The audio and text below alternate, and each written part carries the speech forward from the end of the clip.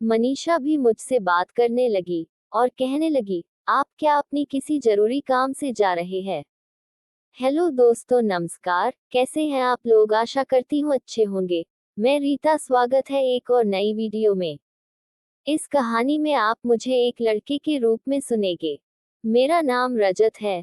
मेरा एक छोटा भाई है जिसका नाम दीपक है। वह पंजाब में जॉब करता था। उसकी तबीयत ठीक नहीं थी, इसलिए मैंने उसे कहा कि तुम घर आ जाओ, और फिर वह दिल्ली लौट आया था। जब वह दिल्ली लौटा तो उसकी तबीयत काफी ज्यादा खराब थी, इसलिए हमें उसे हॉस्पिटल में एडमिट करना पड़ा। कुछ दिनों तक वह हॉस्पिटल में डॉक्टरों की देखरेख में रहा। उसके बाद हम लोग उसे घर ले आए थे। जब वह घर आया तो उसके बाद मुझे इस बात की खुशी थी कि वह अब ठीक हो चुका है। काफी दिनों तक उसकी तबीयत खराब रहने के बाद वह अब ठीक था। मैंने दीपक से कहा कि तुम दिल्ली में रहकर ही काम करो, तो दीपक भी मेरी बात मान गया। पापा के देहांत के बाद घर की जिम्मेदारी मेरे ऊपर ही थी, और मैं घर की जिम्मेदारियों को बखूबी निभा पा रहा हूँ। कुछ समय तक तो दीपक ने नौकरी नहीं की, लेकिन जब दीपक की नौकरी लग गई तो वह भी काफी खुश था, और हम लोग भी इस बात से बहुत ज्यादा खुश थे कि दीपक अब दिल्ली में रहकर ही नौकरी कर रहा है। एक दिन माँ ने मुझसे कहा कि रजत बेटा, मैं चाहती हूँ कि तुम अब शादी कर लो। मैंने माँ से कहा, माँ मैं अभी शादी के लिए तैयार नहीं हूँ। लेकिन माँ अकेली थी, तो मैं भी माँ की बात मान गया, और मैंने पहली बार मनीषा से मुलाकात की तो मुझे मनीषा काफी अच्छी लगी। उसे मुझे समझने में काफी समय लगा, क्योंकि हम दोनों की ना तो फोन पर बातें होती थी और ना ही हम दोनों एक दूसरे को मिल पाते थे। मनीषा बहुत ही शर्मीले किस्म की लड़की है। कुछ दिनों के बाद जब हम दोनों की सगाई हो गई तो उसके बाद हम दोनों एक दूसरे को मिलने लगे थे, तो मुझे भी काफी अच्छा लगने लगा, और मैं मनीषा के साथ बहुत खुश हूँ। हमारी शादी का दिन तय हो चुका था। जब हम दोनों की शादी हुई तो उसके बाद हम दोनों की शादीशुदा जिंदगी बड़े ही अच्छे से चलने लगी। मनीषा घर की देखभाल अच्छे से करती और घर में सब कुछ अच्छे से चल रहा था। मैं भी इस बात से बहुत ज्यादा खुश था कि घर में सब कुछ ठीक से चल रहा है। एक दिन जब मैं अपने ऑफिस से घर लौटा तो उस दिन दीपक से मैंने पूछा, दीपक तुम ऑफिस से कब आए? दीपक ने कहा, भैया मैं तो दोपहर में ही आ गया था। मैंने दीपक से कहा, सब कुछ ठीक तो है ना? दीपक ने मुझे कहा, हाँ भैया सब कुछ ठीक है। मुझे आज कुछ ठीक नहीं लग रहा था। मैंने सोचा कि आज दोपहर में ही घर चला जाऊं, इसलिए मैं घर चला आया। दीपक ने उस दिन मुझसे आयुषी का जिक्र किया।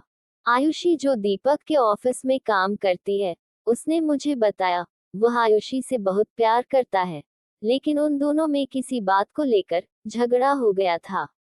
दीपक ने पहली बार मुझसे इतनी खुलकर बातें की थी, लेकिन मुझे इस बात की खुशी है कि दीपक अब मुझसे हर एक बात शेयर करने लगा था। मैंने दीपक को कहा, कोई बात नहीं, सब ठीक हो जाएगा। उस दिन दीपक का मूड ठीक नहीं था, और मैंने भी सोचा क्यों ना आज हम सब लोग बाहर ही डिनर करने के लिए जाए। मैंने मनीषा से कहा, आज हम लोग डिनर करने के लिए चलते हैं। मनीषा भी मान गई, और हम लोग बाहर डिनर करने के लिए चले गए। जब हम लोग बाहर गए तो हम लोगों को काफी अच्छा लगा, और हम लोग बहुत ज्यादा खुश थे। मुझे अपने परिवार के साथ समय बिताना बहुत ही अच्छा लगा, और अगले दिन भी मेरी छुट्टी थी। मैं घर पर ही था। उस दिन भी मैंने मनीषा के साथ काफी अच्छा समय बिताया, और मनीषा भी बहुत खुश थी। मनीषा और मैं एक दूसरे से बहुत प्यार करते हैं, और मनीषा मुझे बहुत ही अच्छे से समझती है। मुझे इस बात की बड़ी खुशी है कि मनीषा और मेरे बीच बहुत ज्यादा प्यार है। जिस तरीके से वह मुझे समझती है, वह मेरे लिए बहुत ही अच्छा है, क्योंकि हम दोनों के बीच में कभी भी किसी बात को लेकर कोई झगड़े नहीं होते हैं। मेरे और मनीषा के बीच सब कुछ अच्छे से चल रहा है, और मैं बहुत ही ज्यादा खुश हूँ।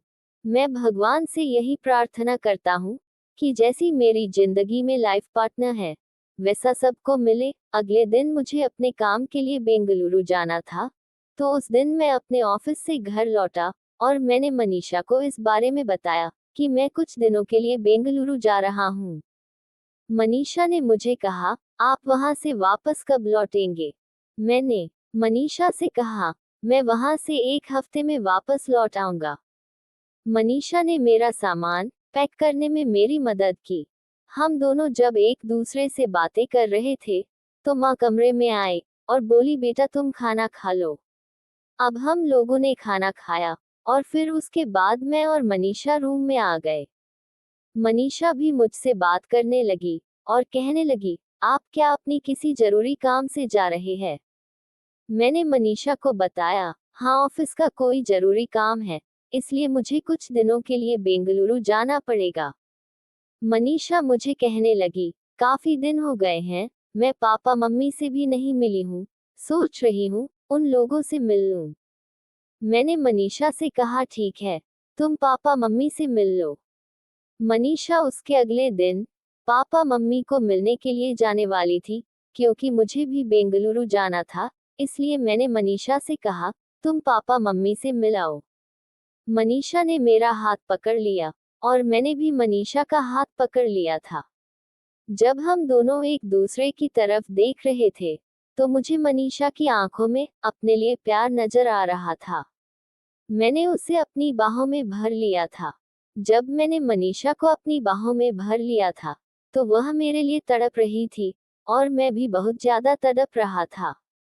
उसके बाद मुझसे रहा नहीं गया, तो मनीषा को तुरंत कमरे में ले गया और अपनी उभरी हुई इच्छा को शांत करने लगा। कुछ देर में हम दोनों ने अपना काम निपटा लिया और कमरे से बाहर आ गया और अपने अपने काम से चले गए। तो दोस्तों, इस कहानी का अंत यहीं पर होता है।